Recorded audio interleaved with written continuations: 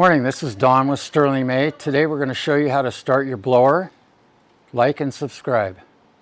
We have a lot of customers that come in and tell us that their blower won't start. This is probably the number one reason why, and I'm going to show you real quick. The procedure for starting your blower is you have to make sure there's fuel in the primer bulb. It has to be in the choke position.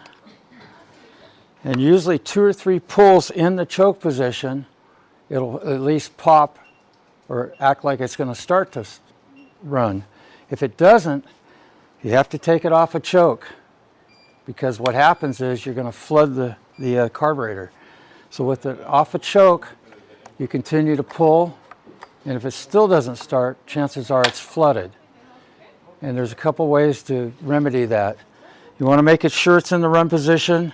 You want to hold the throttle and pull the recoil at the same time. And normally that'll start your blower.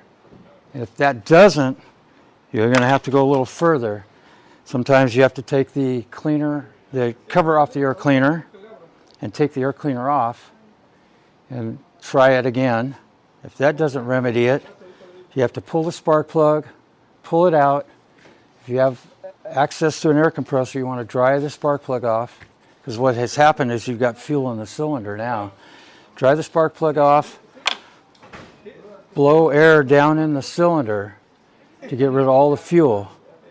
Reinstall the spark plug, and typically it'll start in that position.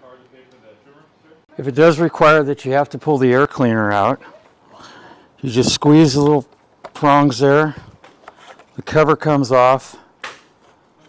Here's your air filter. You take that out, then you can try to start it again.